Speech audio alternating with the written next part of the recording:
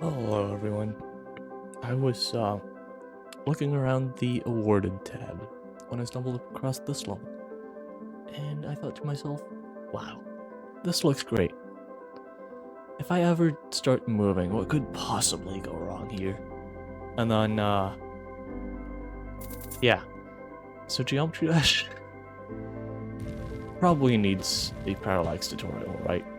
Because how is this in an epic rated level?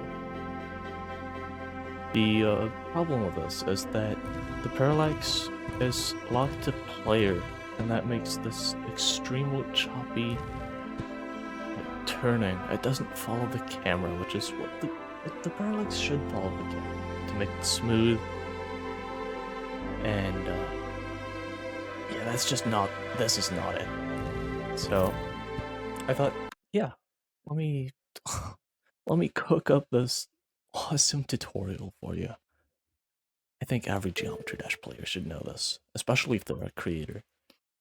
So, I've already made up a little with nothing in it. So, let's start by making a spawn point for the player, because right here we can't go too far, and it's not that easy to show off parallax like this. So, number one, I'll take this object because I'm just like that. Set spawn group to 1 and make this group 1. Okay, now we spawn at this. And color 1 is set to background color for me. That's just to make this a little more pleasing instead of the awful white and blue colors normally present. So, we can move a little bit to the left, a little bit to the right. Now, we need some parallax. That's what all this is about. Let's make it, I don't know, 4 layers, probably. That should be enough for this. It's very easy to expand on.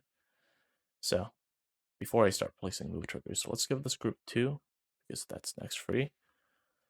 Let's give this group 3, group 4, and group 5. Now we place a move trigger for this, and we set the move time to -1 because this is platformer mode, and -1 makes it infinite. And then we set this to group 2. So now this is targeted by the move trigger, and next up is to activate not player like we saw in the first level, but camera. And now this works as a follow trigger. So if I play the level, it now follows just around the edge of the screen here. However, if I set this to 0, or 0.1, I think it would be, now you can see this moves a little, but it also follows the camera. Now, the general rule of parallax is that the closer, let's say this is the furthest back, so group 5 is the furthest from the player, which, yeah, that makes sense.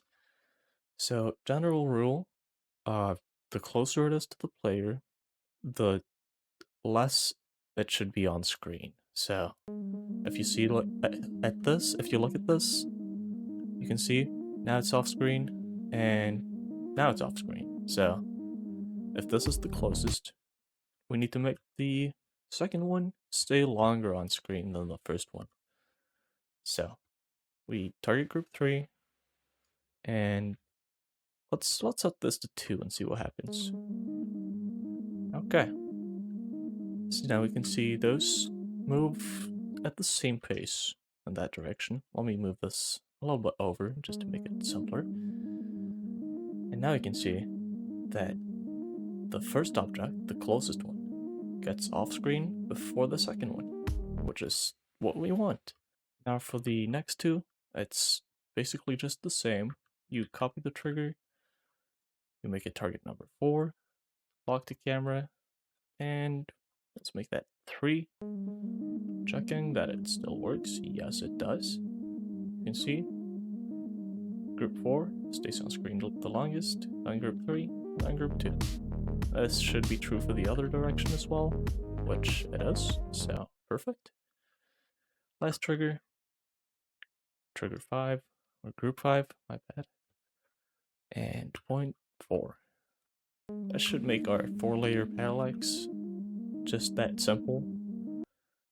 Now if we delete these blocks and take a background that's more visually appealing and apply this to that background, which I have saved here because I am awesome.